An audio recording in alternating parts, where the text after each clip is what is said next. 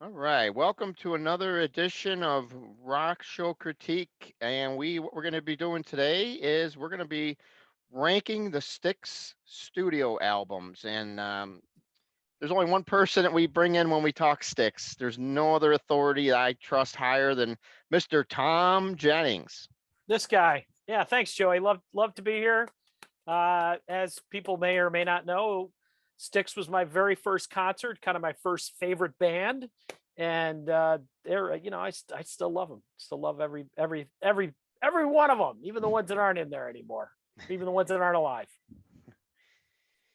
Very good. So what we're going to do is we're going to go through the catalog and rank them, build them up, which ones we like the least favorite, build it up till we get to our favorites, and take it from there. We'll mention a little bit about each album, what we like about them and all that kind of stuff. Whatever you want to bring up to the table about each album is perfectly fine. And I guess let's get ready to rock and roll. We're going to start off here with you and pick your number 16 because they have 16 studio albums. We did not Right. count the Big Bang Theory, just to let everybody know, because that was basically an album of covers. Take it away, Tom, with your number 16. Number 16, we'll start with Cyclorama. And Cyclorama, the reason I gave it such a low ranking, and I just want to be clear here before anyone goes into Cyclorama is a great album. There's some great songs in Cyclorama. I mean, we got to start somewhere, first of all. I don't have a problem with the songs on Cyclorama. I have a problem with the album as a whole and how it flows. It feels very disjointed. It's the first album without Dennis. Great musical lineup. They had Glenn Burtnick did some stuff in it. I don't know. It just doesn't seem to flow like an album. It just seems like it's a collection of songs, and that's all I got to say about it. Okay, very good. That's the start of it. Number 16 for you is Cyclorama. All right, so my 16th album is going to be Man of Miracles. Believe it or not, that's one of the Wooden Nickel releases before they were signed to A&M. Came out in 1974. There's a couple songs I like on it. Obviously, Man of Miracles is a good song, and I don't know. For some reason, I just wasn't sold on it as a whole compared to the other Wooden Nickel albums, and I just feel that it seemed like they came out in '72 with Styx, and then they had a couple albums they came out with in '73. It just seems like they took a little bit of a step back with Man of Miracles, to me anyway, and that's why I gave it the lower ranking. Just not as many songs that I really enjoy on there as opposed to some of the other albums. So that's my number 16. All right, look at this. We have disagreement amongst us already. Well, when you got 16 albums, that's bound to happen. I didn't think we were going to have carbon copies for sure all the way through the whole lineup. So 15, I went with Brave New World. Same theme as Cyclorama. I just feel like Brave New World is like, a Dennis DeYoung album and a Tommy Shaw album. And then occasionally, I don't know, I guess they did some choruses and whatnot, but I don't know if you know the backstory on it, but at that point, I don't even know if they were in the same studio together. And some of the Tommy and JY tracks are noticeably without keyboards, and Dennis DeYoung happened to be a keyboard player. So similar thought in terms of, some good songs on it, some great songs on it, as a matter of fact. But as an album, it's a little too long. I think there's a bit of filler. And just as an album, it just doesn't, I don't know, just doesn't work for me. Okay, fair enough. All right, so there's number 15 for you. For me, I had to choose the 1972 release, the first album, Styx. What band would start off with like a 13-minute song to start their career on their first side of their first album? I don't know, but that actually is a very good song. I mean, there's a lot of parts to it, which really gives you a good early indication of way the band was going to be starting off in that nature, more progressive, stuff like that. Best thing I think is definitely one of the better songs. After You Leave Me was a George Clinton cover. George S. Clinton, by the way. He was the writer of that one. Now, the one thing I also noticed with the Wooden Nickel collection here is that JY was very heavily on those albums. He sings on a good major portion of those four Wooden Nickel albums. And then it seemed like once they got signed to A&M and Equinox came out, it was like you're lucky if you got a song and album after that. It was really strange how he was a dominant force early on in the band's career, and then how he kind of just faded away. But he had always said that he was more of a he always felt the band was a more better, stronger, more united when everybody was working together as opposed to individuals. Mhm. So you can kind of see what he was talking about just in the way, how he plays a hand in the four Wooden Nickel albums. Yeah, and I think with the Wooden Nickel records, there was more pressure on JY because John Surleski, JC as they called him, we'll call him that from here on out. He was, from everything I've read, he was a very creative guy in terms of guitar. He did sing a couple of songs through the band's career, but ultimately, JY was sort of filling in the blanks for the band because, if you look at by the time they get to Grand Illusion, Dennis is writing half the stuff, Tommy's writing half the stuff, or maybe we'll say 40%, 40%, and then JY's coming in and offering a song. And I think if I was a producer and I heard a Tommy Shaw song, a Dennis DeYoung song, obviously you're going to let those guys sing and write the songs, and JY kind of gets pushed to the back of that.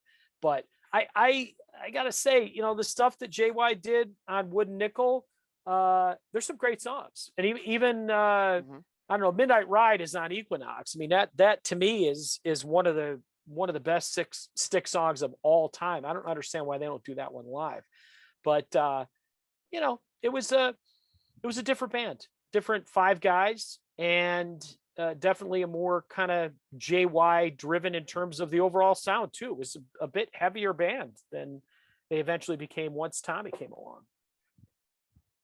Right. All right. And what do you got for 14? I still haven't gotten to the Wooden Nickel records. You've just hated on them already. I'm going Edge of the Century, and Edge of the Century to me is again great songs, a lot of great songs. I just don't think I think Glenn Burtnick's material just doesn't gel with Dennis DeYoung stuff. Dennis wrote some really classic Styx style songs. I mean, Show Me the Way, again, a song that it's an incredible part of the Styx canon. But man, the Glenn Burtnick stuff just, I don't know, it just doesn't fit. He wasn't a suitable replacement for Tommy, and that's not to. I'm not trying to. I feel bad because I don't want to crap on Glenn Burtnick because he's a great musician and he writes great songs. I just don't feel like he's ever written a great stick song, if that makes sense. Okay. Well, continuing on with my number 14, we're going to go back to the Wooden Nickel albums. Yeah, I figured. Serpent is Rising, number 14 for me. Basically, that's my second favorite Wooden Nickel album, if you want to look at it that way. Because that's what we're doing here is ranking them. Mhm. Grove of Eglantine, Dennis song, excellent song. Really enjoy that one.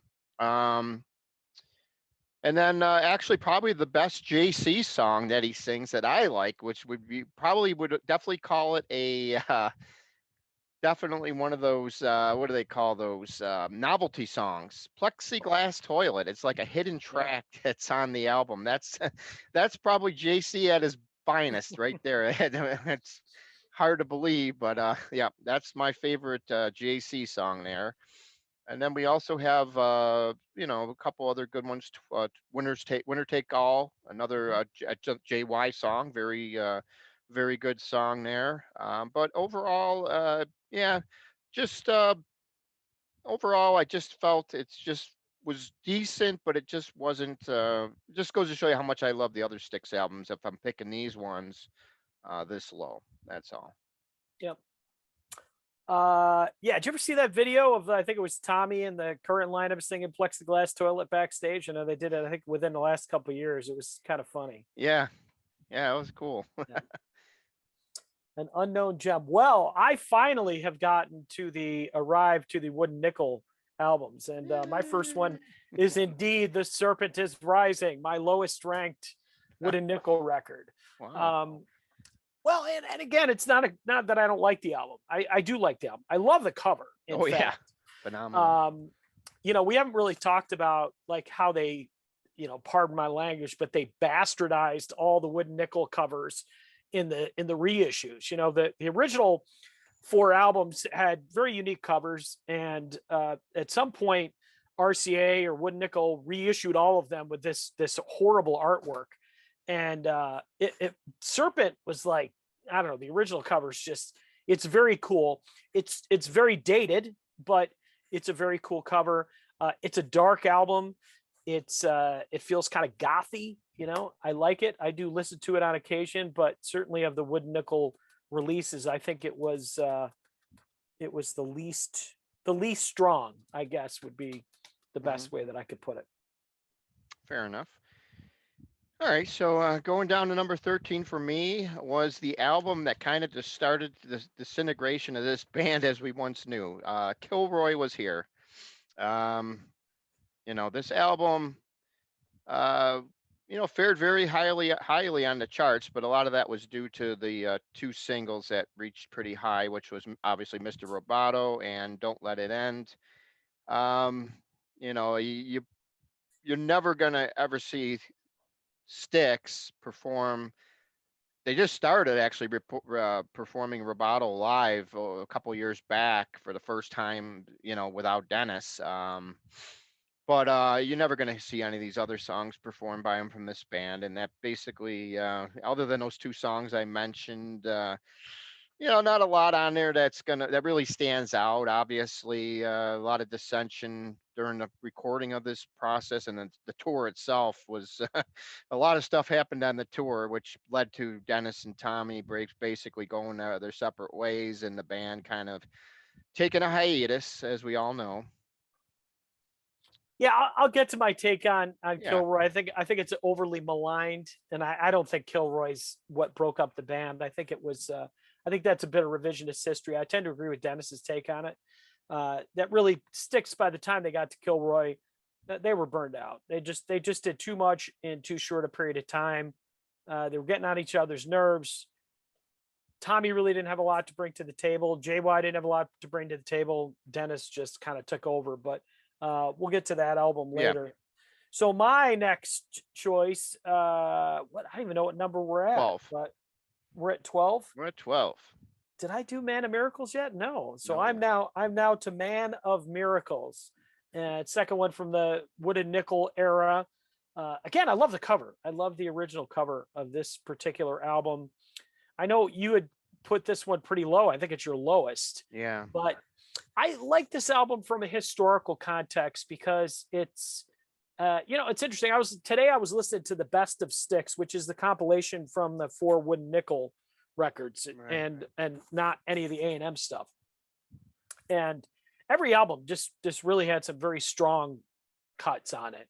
And you kind of see, it's a shame because if that was one album, it would have been a great album.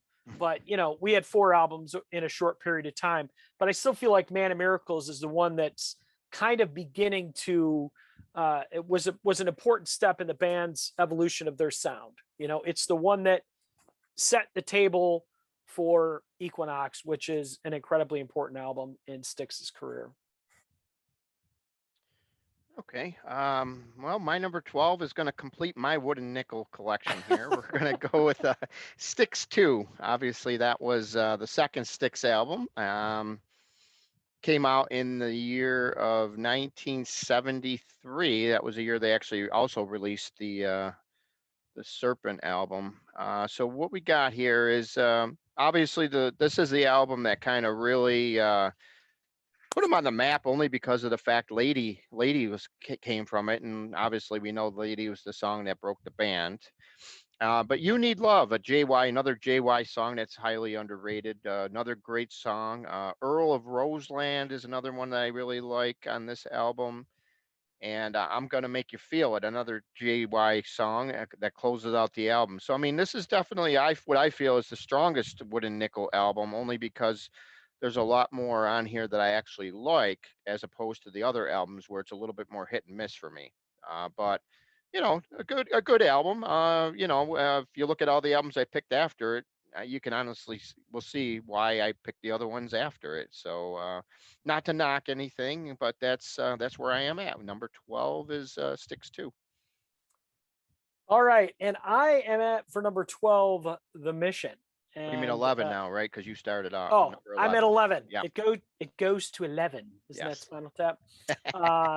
I've got The Mission, and again, this kind of goes back to, we're starting to get into territory where there's really good albums. It's not really a critique. It's merely just, some albums are better than others.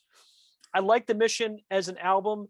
The more I listen to it, the more I like it. Actually, when it first came out, I wasn't really sure what to make of it.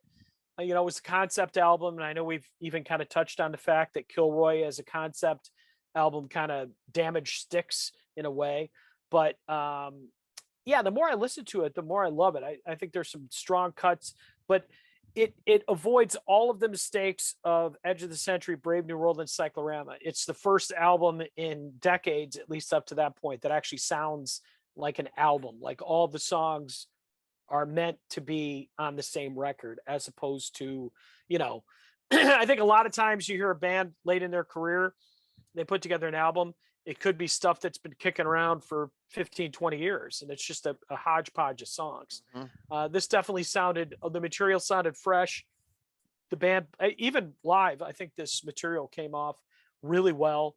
And that's kind of a testament to it as well. I think that, the fact that Styx was able to incorporate at least a few songs from The Mission in their live set, and they didn't stand out. They didn't turn into what I like to call bathroom songs. Nobody was running to the bathroom during the new songs. It kind of tells you that it belongs up there with some of the other Styx albums. Exactly. All right. Well, my number 11 is going to be the hodgepodge thing called Brave New World. And that album to me is just, it sounds like two albums slapped together and the tracks shuffled up. It's basically what it sounds like to me. You got the Dynasty Young stuff, you got the Tommy Shaw stuff. Let me hit the highlights here, though. The songs that I really enjoy on the album, obviously, Brave New World, great song. Don't know why the band doesn't even play that one live anymore, because it's just a great song. And Tommy and JY wrote it together. Not sure why they just don't play it. It'd be a great song to come open up with coming off this pandemic, that's for sure. I Will Be Your Witness, another great song that Tommy also wrote with his good pal from the damn Yankees, Mr. Jack Blades. They teamed up also on a couple other, I think one other song on the album, but this is the best one. And then another song that I really enjoy on this album was let's see here. I'm trying to remember which one it was now. Yeah, everything is cool is okay. That was a decent song. While There's Still Time was probably the best Dennis song that I like personally. But other than that, the songs kind of like you said, they kind of just, they just don't belong together. Like you said, it just is. Sounds like two different worlds trying to make one album, and that's what we ended up with, a Brave New World. Yeah, no, I agree. And those Jack Blade songs, if I remember correctly, the Tommy and Jack song, those were intended originally for the third Damn Yankees album that we're still waiting for. Where is that third Damn Yankees album, Tommy? Yeah. And also to be a note on this album too, that kind of we almost overlooked, was actually the band's first studio album to feature Mr. Todd Zuckerman. So as you notice on there, you can notice his drumming definitely stands out on this album. I mean, even on a lot of the songs that you might not be too keen on, you can't blame it on the drumming, because he came out full force on this album for his first album for sure. Yeah, I mean, John Panazzo was irreplaceable in many ways, but if you're going to replace him, you might as well replace him with Todd, because that Return to Paradise recording, that's where you really get to see this guy show his chops, and he's just such a great drummer. And again, hard to fill the shoes of a guy that grew up with the band. I mean, Mhm. John, and then his twin brother's still there too, and twin brothers, they're, I mean, they were locked tight, but Todd's just an incredible drummer. I don't know, have you ever interviewed him? I had a chance to interview him I think it was over this last summer, and he did an excellent solo album too, that if you haven't heard it, you should definitely hear it. Yeah, I interviewed him probably about 8 years ago, but yeah, definitely I got to catch that. I haven't had a chance to get listen to that solo album, but I definitely will. It's just one of those things that you just kind of so much going on in the world of music, you don't kind of forget about. But yeah, thanks for reminding me. I'll have to mark that on my to-do list here. Yeah, it'll surprise you. It's a great album. Um, and what number are we at here? Looks like we're in the top. We're cracking the top 10 here. The top 10. So number 10, this album has crashed the top 10, and it is Crash of the Crown. This is the new one. I wasn't really sure where to put this. I feel like it's one of those albums. It's almost too new to put on a list, but I like it a little better than I like The Mission, and I really liked The Mission. So that's I don't know. It's again, the flow, the beginning to end, it's almost got this kind of Abbey Roadish meld together quality for some of the songs as well. I think Tommy's vocals are out of this world. The band's playing, which I mean, I guess they recorded the tracks separately, like in different studios, which you'd never know because it sounds great. I'm looking forward to seeing them do some of this material live. I think they're doing about 2 or 3 songs in their current set, and they're going to be coming our way into Western New York in August. So I think it's going to be pretty cool to hear a little bit of a chunk of the Crash of the Crown, because it's a good album and worthy of the top 10. Yeah, like you said, it was kind of hard to. You don't want to like go overboard on a new album, but yeah, I mean, mine's actually gonna be a little bit higher than that, as obviously we haven't come to that Mhm. yet. But so what my top 10 starts off to be here is Cyclorama. This one was one of those albums that I just found it was kind of hard to place for myself in a way. But like you said, all the things you said about it, I kind of definitely agree with. But I do think there are a good handful of songs that definitely stand out for me. Waiting for Our Time, great song, Tommy song. I think Gowan, his debut on a Styx album, how can you go wrong with Fields of the Brave? Classic Gowan. You can tell who it is right away. That's probably one of my favorite Gowan songs that he's recorded with the band for sure. And yeah, and this album was more unique in a way too, because Burtnick even got a couple tracks singing lead on here. Yep. Kiss Your Ass Goodbye. Another song I really enjoyed was Together, which was one of the newer songs that really, another Tommy song that stood out for me.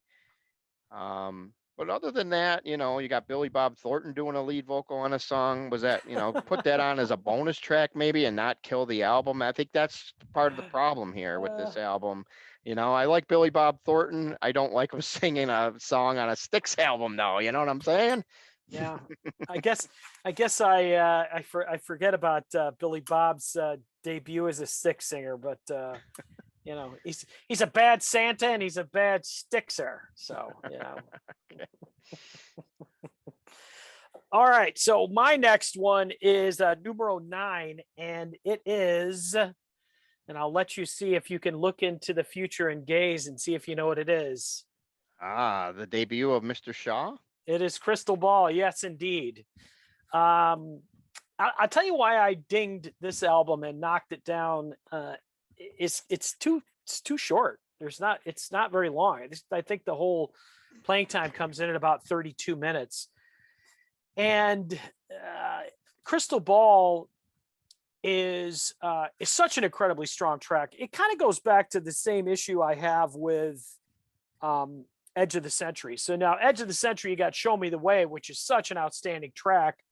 You know, it's almost a sin to put it so low on the list. And I think Crystal Ball is clearly a classic Styx song, and I mean, you know, one of Tommy Shaw's best compositions ever.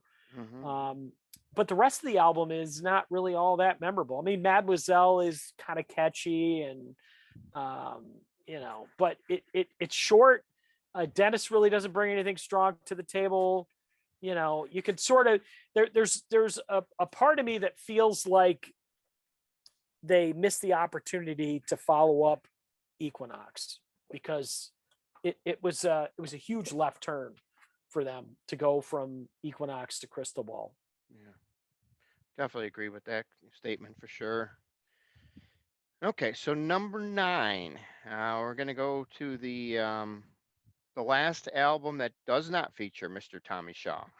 So basically, this is the album that came out in 1990. I believe you already mentioned it on your list, Edge of the Century. No, the cool thing about this tour for this album was at least I got to see the tour. So that was the only time I really got to see John play live, because that was Oh yeah. the last time he actually toured with the band. Usually, because I think they broke up again for a while until they reconvened for the Return to Paradise thing.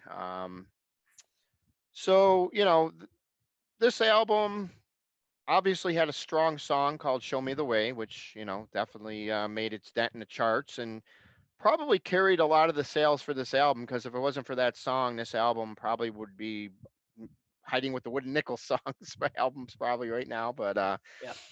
the thing that I disagreed with you on, though, was about Glenn Burtnick not writing a good Styx song. You know, I mean, who knows if he actually wrote these during this time or if he had them in the bag. I don't know. But he did write a couple with Dennis. And Love is a Ritual actually is one of my favorites Glenn Burtnick compositions. Great song. I really enjoyed that. It was great live. I don't know if you've seen that tour when it came to Darien Lake. Did you see the Edge of the Century tour? I did not. And you know what, Joey, I agree that Love is a Ritual is a great song. And I think Edge of the Century is a great song too. They just don't fit. Show Me the Way does not fit. Like it's like they were trying to be two different bands. They were trying to appeal to a modern audience with an edgy sound, which was great, but it didn't sound like Styx. I mean, Show Me the Way is classic Styx. I think if Dennis had kind of, you know, put out some stuff that was a little edgier, that'd be one thing. But if you hear Show Me the Way, you'd never know Tommy Shaw wasn't on. But you hear Oh. Yeah, can you hear me? So the song, another song that I like on this album was All in a Day's Work. I feel that that was another great song there. All in a Day's Work, another that was written by Glenn and Dennis. That one stands out pretty good for me. Not Dead Yet, Dennis. That was all right. I mean, this album had its songs, and then of course JY had Homewrecker. It definitely that's a you can definitely tell that's JY there. yeah, as I said, I don't hate the album. I just don't like it as much as I like other ones. Right. All right. So that concludes Edge of the Century. We won't be talking about this album anymore. All right. All right. Let's go to your number 8, buddy. At least not on here. Well, I'm sure we'll be talking about it again. My number 8's Styx, the self-titled debut on Wooden Nickel. I like this album a lot. I've listened to it recently. I got a nice vinyl copy of it. It's weird. It's a very weird album on a lot of levels. It's odd. I kind of like the oddness of it. I like the progginess of it. There's that section in the middle of, you know, where it's like there's just like some dudes talking on the street. It's about God knows what. But it to me, from a historic perspective, I feel like it's an important part of the band's history. It's a debut album. Are there the greatest songs on there? No, not really. I don't know. I like it for more for sentimental reasons than I do for the quality of the material on it, if that makes sense. Yeah, I hear you. I definitely agree with you on that. All right, so that was your number 8. Mine is actually going to be the one that came out in 2017 that you mentioned before, The Mission. Um, Hmm. Definitely, like you said, that album seemed to be more of an album. It sounded very complete. Tommy and Will obviously wrote that album together. Definitely a great album. Um, the only thing I just doesn't have any real singles or songs that would get AOR airplay. You know what I'm saying? But if you listen to the songs and the way they flow together, like you had mentioned, I mean, how can you go wrong? I mean, Red Storm. Actually, my favorite on this album overall is actually Radio Silence. When I Yeah. first heard that song, that one stood out as definitely one of my favorite ones. And that one actually Lawrence gets the writing credit on there too, so that was pretty cool. Gone, Gone, Gone is the track that the band basically was opening with on that tour, which also JY had a hand in writing that song.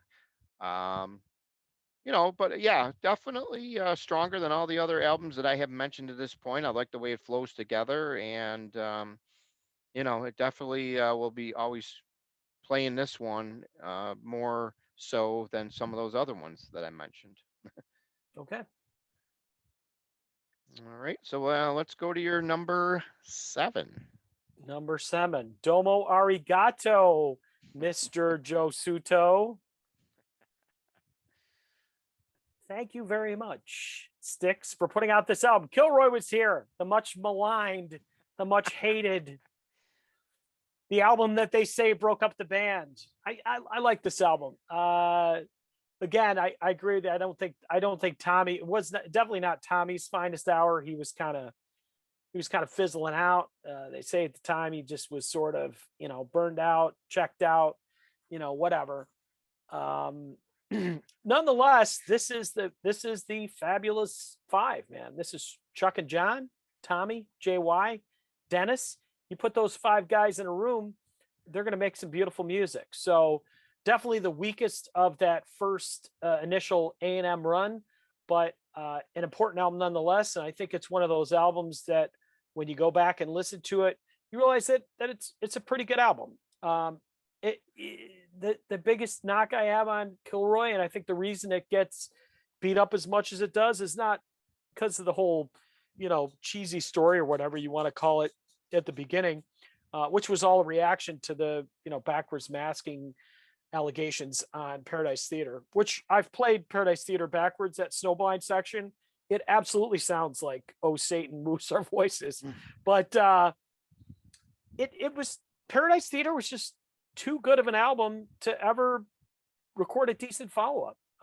I just don't like. How do you follow that album up? I mean, I don't know. I remember when I first heard it. This is a band that had already done Pieces of Eight, Grand Illusion, all these other albums. You're like, what do you do? Where do you go from here? I admire Dennis for not just totally rehashing everything, although "Don't Let It End" sounds a little bit too much like Babe. But what do you do, man? Like it's no band should be able to put out that many albums in that short of a period of time. Very few bands are able to pull it off. I think Kilroy deserves more credit than it gets, but it certainly deserves some of the knocks it gets too. Okay, good take on that album.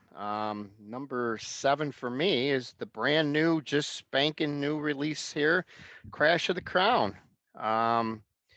Yeah, I mean, like you said, it's hard to rate a new album. You don't want it to, a lot of people, especially reviewers, if you notice, if you get a really great review on an album when it first comes out, and then go back 5 years later, they never rank it strong. It's very rare, anything post 1990 to see an album.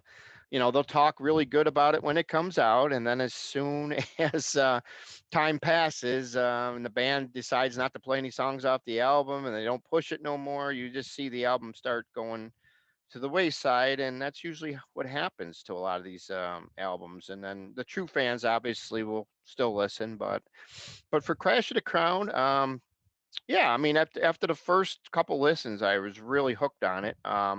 the songs that stand out, obviously the first couple tracks, The Fight of Our Lives, A Monster, Reveries, Mhm. um, Lost at Sea, Sound the Alarm. Yeah, really some common ground. The title track, they really stand out pretty good, and it's a little bit more cohesive than dare say the Mission, even, which is how do you you basically follow up an album after not making an album in like 14 years, and you come back with 4 years later with another gem, really. I mean, Yep. this is definitely one of those albums that I feel over time it may end up being higher, but I just didn't want to get it too high just because of the fact it's so new, and I still have a lot more to listen to it to really appreciate it.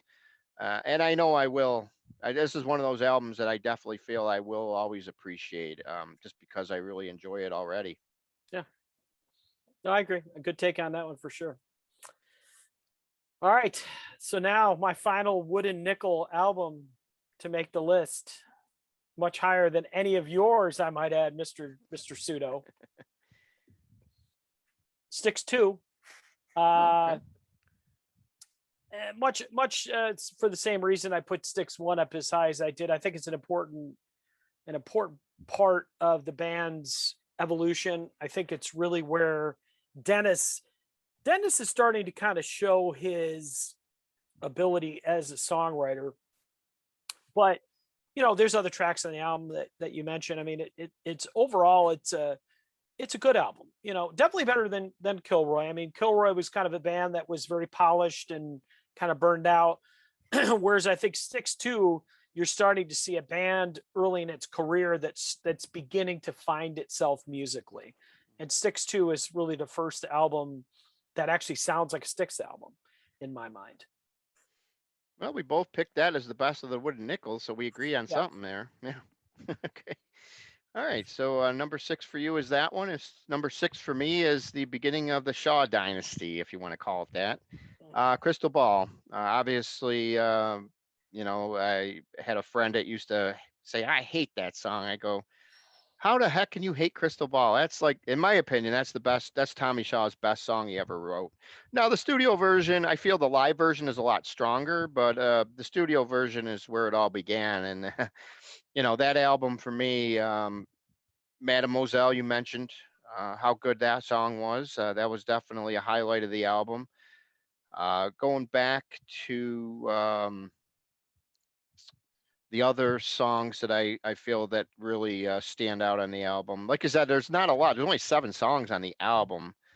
But Jennifer's Good. That's a Dennis song. I like that one. Put Me On, the lead off track. It's pretty cool. JY does the verses, Dennis does the bridge. You get a lot of different takes on that song. But overall, yeah, it definitely, if Tommy wasn't in the band at this time, this would definitely have been a really flat comeback, follow up to Equinox, which, as we're going to see down the road here, we haven't mentioned that album yet as far as a number here. So, Nope. so that's definitely going to be talked about. But yeah, Crystal Ball number 6 for me. So, it looks like we're going to be heading into the top 5. Who do you got for your number 5? I've Cornerstone and sentimental favorite because it was the tour that I first saw the band on 1979. Mhm. And I don't know. You could probably make a better argument that Cornerstone is the record that broke the band up because that's the single Babe is on it. And I think there's, and it's weird. Lawrence Gowan always says, well, I don't play Babe because it's too personal. It was written for Dennis's wife, but I think I think it was a little bit too, I don't know, too mellow for the band. I mean, but you say what you want about Babe. It's a great song. It was at the time it came out, it won a People's Choice Award, if I remember correctly. It still holds up well Hmm. years later. It still sounds great. I mean, like you think about REO Speedwagon did Keep on Loving You a little bit after this. It's that sort of same formula. There's those beautiful verses, and then you get that cool kind of ripping guitar solo in it a little bit. I don't know. I like it. I could see where a guy like JY or maybe Tommy would be like, this is a love song.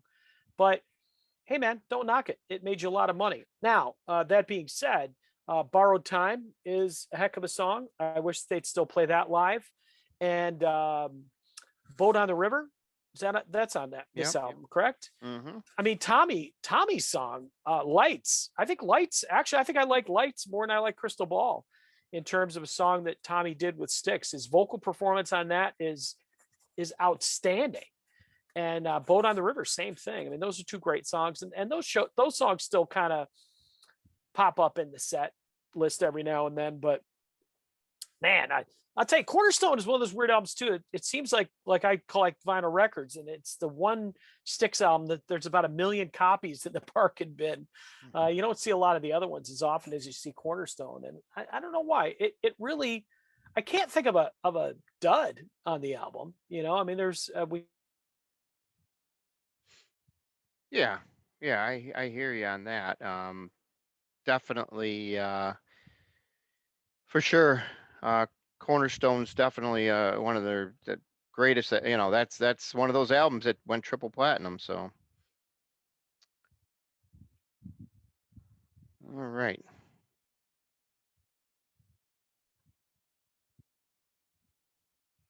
Okay, so my number 5 is Equinox. Um, yeah. This is definitely the start of where you really start to see where the albums really start to take some really strong presence with some really great album tracks that stand out, and they got a lot of airplay on AOR radio with these a lot of these songs. Obviously, Light Up, the lead off track, Lorelei. Both those songs are. And along with the Sweet Madam Blue, which the hat trick there, those 3 songs are still in the set list mostly on a pretty regular basis up to this time. Great songs, and you got to remember, Tommy wasn't even in the band at this point, but he even enjoys playing these songs live. They're just great songs, Dennis, Sweet Madam Blue was like the first real epic type song that he sang that I felt really suited the band, and the way it was came across. It got great airplay, and that's one of what I feel is one of Dennis's strongest songs. You know, as far as that type of song, which I really enjoy. And actually, the Mother Dear is another one that never really got its true all the stuff that I feel that it should have gotten, all the accolades. JC and Dennis both sing it together. And then, like you had mentioned, I think you mentioned Midnight Ride before. Mhm. Yeah, Yep. JY, and that's another great song. But you know, I just love it. The album and the beginning of it, really, the first half of the album really comes together great, and then you end it with Sweet Madam Blue. I mean, great album, and that's my number 5. Yep. No, great choice. My number 4, man, I Hmm. can't believe we're getting there up to 4. Yeah, I guess it's 4. Uh, Tonight's the night we're going to make some history. None other than the Paradise Theater, which, Wow, man, I love this album. I really do. I thought it'd be lower. No, I just, I mean, it's a great album. Again, Tommy has some strong cuts on it. I love Snowblind. I think that's a very strong Styx cut. I wish that would show up in this set more often.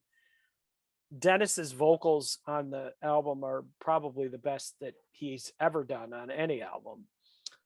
Just incredible. It's incredible stuff. The Best of Times, just a beautiful song. Babe was a very sentimental ballad. I think Best of Times got a little bit more of what you would think of when you think of a kind of a power rock ballad, if there is such a thing. But man, and that album, it was cool. I remember when it came out, the album had like this etching on it where if you tilted it, you could see this Styx etching that was really cool. So great packaging. The theme behind it was nice. It wasn't too overbearing. Songs flowed. Felt like the band was really firing on all cylinders at that point, and it was all kind of downhill from there. I mean, I don't think they ever were able to kind of get back to those glory days. I mean, that, and if you think about it, when they reunited, one of the reasons it was Return to Paradise is because that really was, for not sounded too much like a bad joke, dad joke, but it really was the best of times for Styx. I mean, that's when they had just, they could sit back and appreciate everything that they had done. They were drawing great crowds. The set lists were hot. The band was getting along. I mean, that was good times for them. Yeah, definitely. All right. So my number 4 is the Grand Illusion, Ooh, 1977. seven seven Um, 77. yep. So, obviously it's got a lot of songs that got a lot of radio airplay. And Miss America is another one of those songs that gets a lot of time on AOR stations, and they play it. JY usually does it in concert on, a lot, not always, but he gets to sing it quite a bit on the recent tours. They did this album in its entirety when they did the tour back. I think it was 2010, where they did the two albums together. This one in believe it was Pieces of Eight. Not sure if you saw that tour or not. I did. Yep. Gary, Yeah. Pennsylvania. Yes. Okay. Good. Yeah. Great show. It was good to see like Man in the Wilderness, Mhm. Castle Walls, songs you just never would have thought you'd ever see live. Yeah. Great stuff. And Man in the Wilderness still actually appears in set lists here and there, which is cool. On a song that they never really started to play until this tour back in 2010. But Yep.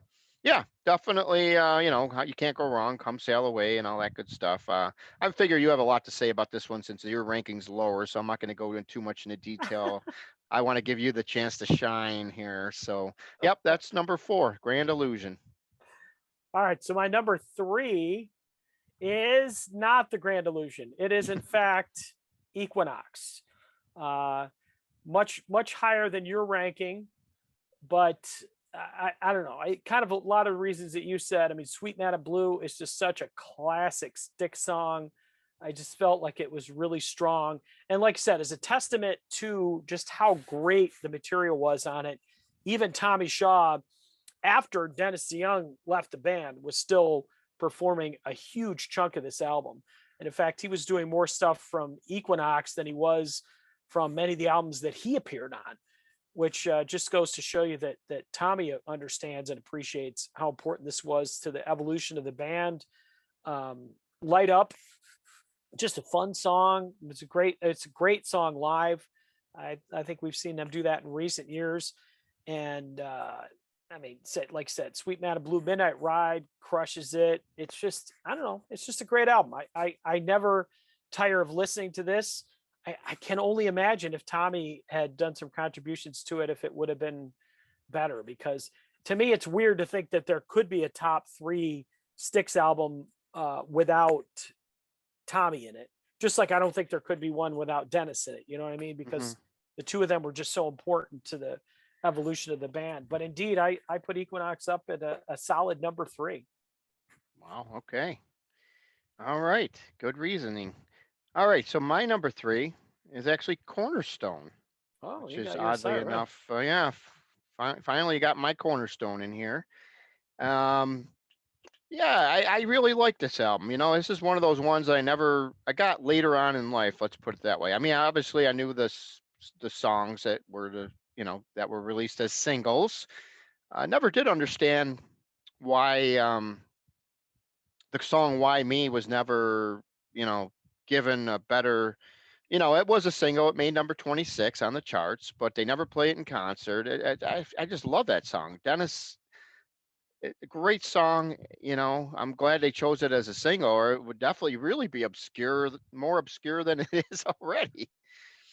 But I love "Why Me." "Boat on the River," another one of those songs that, for whatever reason, that song should have been a lot bigger than it turned out to be, for sure. That easily has top 10 written all over it. I'm not sure, what the thought of everything was on by the record company at the time. That one should have been released pretty much like right after Babe. If you want my opinion, that should have been the next song. But Babe, obviously, what can you say about that? One thing, that was that still remains the only number one song that Styx has ever had as a single. And First Time is another song that they cashed in on Babe. I'm surprised First Time never really that's a song that I feel could have taken off had it been timed accurately to be released. But what can you do? It only went double platinum after a couple albums of triple platinum. So maybe the record company was, I don't know, snoozing. I don't know. I really don't know the answer behind the way they toured or promoted this album. I'm not too sure, but I think he definitely could have been if they would have released the singles a little bit more. What's the word I'm looking for? If they would have released them in a different order or at all, maybe perhaps we would have had a triple platinum album. Yeah. Yeah, I don't. I think First Time was a horrible choice as a single, just because it was too close to Babe. I mean, they already had Yeah. Babe. At First Time is a great song, but it really is kind of like it's a ballad. It's a very moving ballad, but you can't top Babe. I mean, you can't. Yeah. It's just like and it's going to draw comparisons to it. Yeah. And there were other songs on that record that were definitely stronger, but it is what it is. So Yep. it's still a great album. I mean, as you mentioned earlier, there's not a bad cut on Cornerstone. There really isn't. But you could see too where Tommy and JY probably weren't thrilled at Styx. They didn't want to see them get pigeonholed to be like, Chicago and Yeah. just do a bunch of ballads. Right. You know. All right. We're getting down to the wire here. We're getting down to the nitty gritty, as they say. Nitty and the gritty. Numero dos for me is the Grand Illusion. Da, da, da, da, da. Obviously their breakthrough album, the first album that the Shaw lineup really just came together and gelled. Everybody has strong contributions, which I think is kind of rare for a Styx album. I'll be honest with you. I feel like there's albums where there's always like one guy who just really has a great moment on a Styx album. It's either Dennis or Tommy or whatever, and you can make a solid case for either one of them. I mean, Tommy's got "Fooling Yourself." Holy mackerel! I mean, that song is mind blowing. And then Dennis has got "Come Sail Away." So it's like, if they only put out 2 songs on the album would still be incredible. But then, like you mentioned, "Man of the Wilderness," another just blown away track. "Grand Illusion," the title cut, incredible. Every song on here is just classic Styx, fat choruses. I don't know, man. "Come Sail Away," I mean, to me, by far the greatest Styx song ever, hands down. Probably one of the best songs I've ever seen performed live in concert, even if it's Gowan singing it, Dennis singing it solo, Dennis with Styx. It's just an incredible song. The way it flows, the message behind it's just an incredible song. So "Grand Illusion," incredible album. Oh yeah, definitely. Yeah, that was definitely one of the albums. Well, that was the beginning of their triple platinum run. That was the album that really where the band really went from Crystal Ball, which we talked about, kind of dropping a step after Equinox, but man, did it take off for Grand Illusion. There's no doubt about that one. Yep. All right. So number 2 for me is none other than Paradise Theater. Wow. What do you think about that? It looks like we're going to have a tie at number 1 here. Wow. I'll be honest with you. I think we both know what number 1 is, but I can't believe that we're going to have the same one, because I didn't think that you would pick that one for number 1. But we'll get to that in a minute. Because usually Grand Illusion is everybody's number 1. Yeah, I don't know why, but it is something. We'll talk about that in a moment. Let me just real quick get my thoughts on Paradise. Yeah, Paradise Theater, second best Styx album, hands down. You start off with the AD 1928, and then you lead that right into Rockin' the Paradise. What what a way to start the album. Then you go into the old Shaw classic, Too Much Time on My Hands, As Long as JY is Buying, as the live version goes. Excellent, excellent. But there's one song you didn't even touch on this when you mentioned yours, which I have to mention because it actually ranks as one of my favorite Tommy Shaw songs. She Cares. Yeah, that is, you talk about Dennis and his songs for his wife, but Tommy writes this gem that really just no one talks about. Well, what is going on here? She Cares. Excellent song. I sing, unbelievable. I love that song. And then the classic, what I really love about this album is Snowblind. And not because of the backward messages, but because of the fact that JY and Tommy both sing it. They take turns and they sing it. Oh, man. We saw this song live at the Armory in Rochester, the Main Street Armory, on the in 2019, which before this whole pandemic, that was one of the last shows, one of the last shows, next to last shows we saw.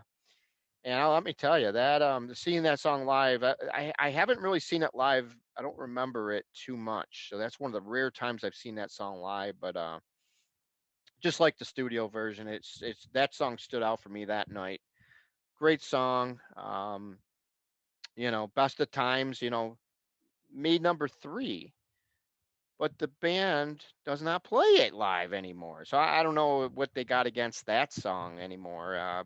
But that's one song they kind of hide from, kind of like the hit from Roboto, but then they saw the light since Roboto was another song that made number 3. Maybe they got something against number 3 songs. I don't know, but I don't know why they don't play Best of Times. That's a great song. I think Gowan would do great on that one, just like he does all the other songs that he sings. But overall, this album just head to toe, top to bottom, my second favorite Styx album.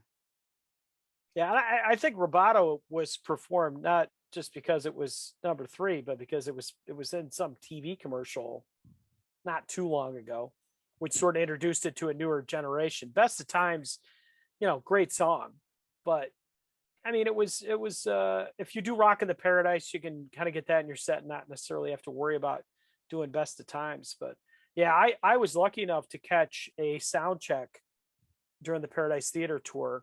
My mom had a friend who let me into the venue early, and I got to see him perform Rock in the Paradise and Too Much Time on My Hands. And John Panazzo gave me some drumsticks that a girlfriend stole from me, and I'm still mad at her about it. I talk about it every time I think about her.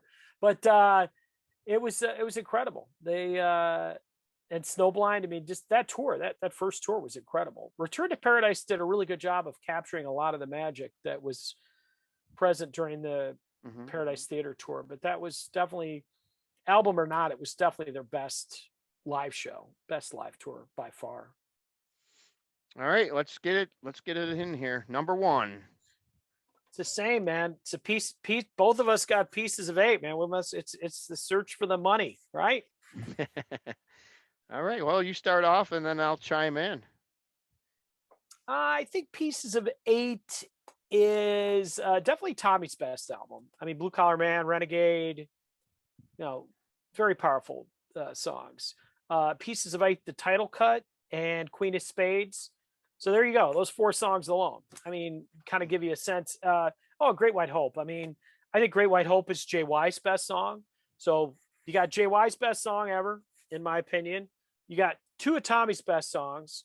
And even though Queen of Spades and Pieces of 8 may not necessarily be, considered Dennis's best songs, they're incredible. I mean, Queen of Spades is wow. I mean, it's just a great song. And Dennis does a great job singing it. He sings it with a lot of power. Again, I think the band, listen, man, you got to follow up an album like they didn't make the same mistake twice. Equinox, they followed up with an inferior product in Crystal Ball. Grand Illusion, there's even more pressure to follow that up, and they come up with Pieces of 8. It's they hit it. Are you kidding me? Yeah. Like, how do you do that? That's just, I mean, what are they, the Beatles? You don't come out with 2 albums in a row that are just that mind-boggling. But Yeah, and you know that Grand Illusion Pieces of Eight. I mean, they're complementary. But yeah, man, Pieces of Eight. I mean, that's just in terms of an album. Hmm.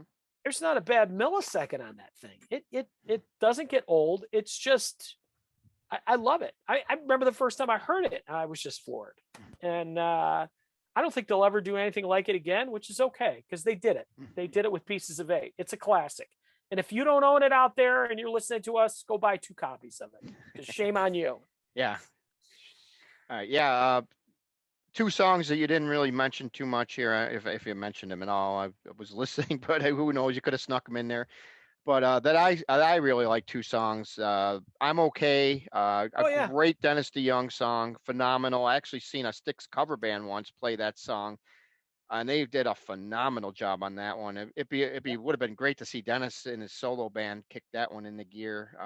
Because you obviously I don't think you're ever going to see Styx do it. But and then of course the other song that really is actually, if you look at the songs on this album, man, what a hat trick of songs for Tommy. But "Sing for the Day." Oh, Oh yeah. Yeah, I what forgot a about that one. great Yeah. song. I mean, yeah, is it better than Renegade?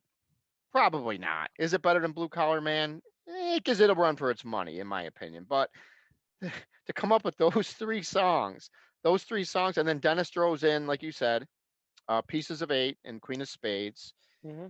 phenomenal. And I like I'm okay, so I'm going to rip that right in there. I mean, they both came up with a hat trick of great songs, and then they just ended up putting a couple other songs on here to make the album even stronger with Great White Hope, Lords of the Ring. It's just a great album. Best Styx album hands down in both our estimations. Yeah, I mean the choruses are all big, they're all powerful. You know, like you mentioned, Lords of the Ring. Now that's just got that big fat Styx chorus. Great White Hope. I mean that drumming intro. You know, where they got the big, prepare yourself for the main event. I mean, it's exciting. Sing for the Day. You know, you got. I think that's Tommy's playing mandolin on that one, right? I think Yeah, I believe so. that's Yeah. probably the first song he played mandolin on. He does a little of that on Boat on the River, but man, everybody's vocals, the production, it sounds huge. It's just a huge album. And yeah, they never did anything quite that great again. I mean, Paradise I loved when it came out, Cornerstone, same thing. But man, Pieces of Eight, dude, that's a record. That is a record. Yeah, another interesting thing about Pieces of Eight here, and this is a little weird thing. The one of the singles actually that was the second single released was actually "Sing for the Day," believe it or not. Yeah. And it only reached number 41. What were these people thinking? Great song. And the funny thing about that song, if you want to dig further into it, is that he mentions the name Hannah in it.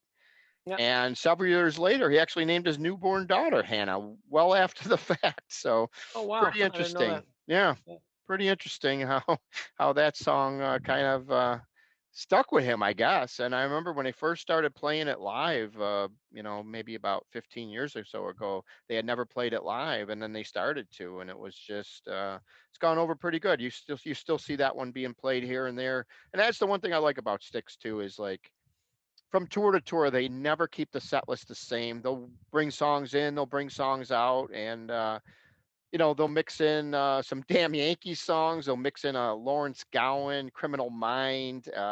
They definitely keep the set list fresh, and now they got the new album out. It's going to be even fresher with some more new songs to add to the mix. Yeah, no doubt.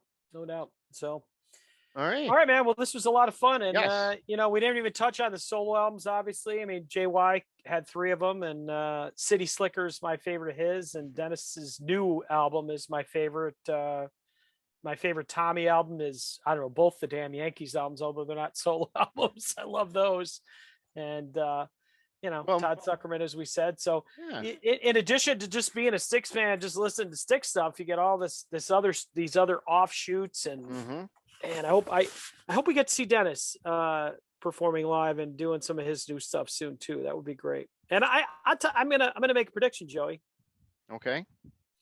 I think the waters are thawing between Dennis DeYoung and Tommy Shaw, and I predict that they will appear on stage together next year for the 50th anniversary of the band's first album, albeit maybe like a show in Chicago or one or two other ones.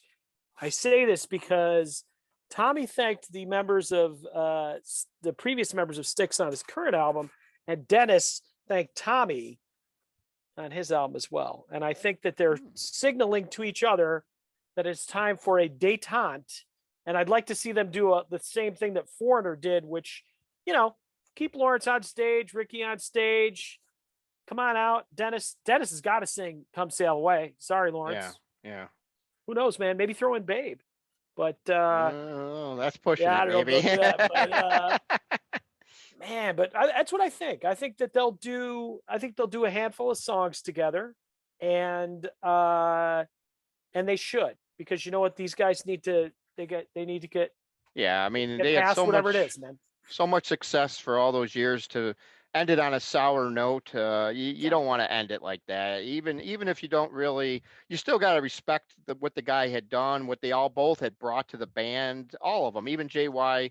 Everybody, you guys got to understand what they did, and and like JY had mentioned in a couple interviews that I've seen, he mentions the fact that the reason why he does this is because of the fans, and how, certain songs help them get through a tough time in their life and stuff like that. And that's another reason why I think, no one says you got to go tour a full tour with this guy. No one says you got to get up there and kiss him or anything like that. But hey, go up there and just sing a couple songs. How is it going to hurt, and shake hands and then move on, Yeah, I think it'd be good for both sides. A lot of people blamed, this guy for that and whatever. I don't think it's anybody's fault. You know how it is. Friendships come, friendships go. People get on each other's nerves. Two big personalities, right? Two great guys, two great performers, and Dennis and Tommy. But there's business decisions too. But I think ultimately the important part is, like you said, to go out on a high note. I mean, Rick Emmett, he didn't get along with the guys in Triumph for years. Look how well he's been doing.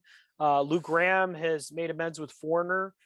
Steve Perry still hates Neil Schon. Oh, that's not a good example, but you know what I'm saying. It can be done. Right.